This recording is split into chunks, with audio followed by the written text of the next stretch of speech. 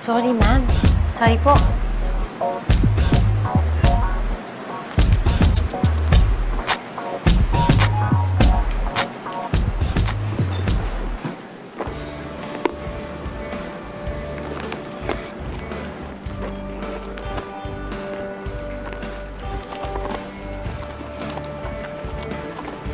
Agata?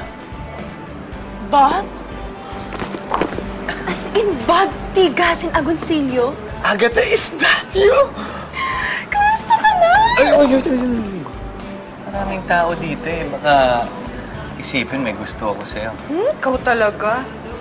I haven't seen you since college graduation. It's good to see you again.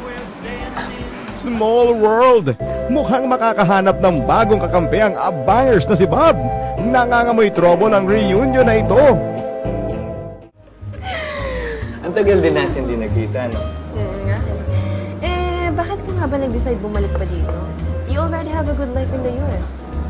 Tama ka dyan. I had a good life in the US. Pero dito kasi, I can mix business with pleasure. And at the same time, hit na hit dito yung tigasin. At dito may love life ako. Sino naman to? Si Abby. Well, she looks pretty. Oh, nag-text si Abby. I'm sure mag-good night lang yan. Tapos tatanungin kung nasan na. Where are you? I miss you. Masyadong clingy, possessive.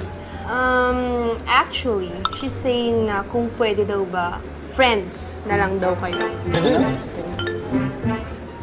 Don't read the rest of the message. Masisira lang ang gabi. Ano to? Palabiro to si Abby. Ano kasi pinanganak April Fool's Day? Just forget about that girl, Bob. Kung ayaw niya sa'yo, so what, di ba? Look at me.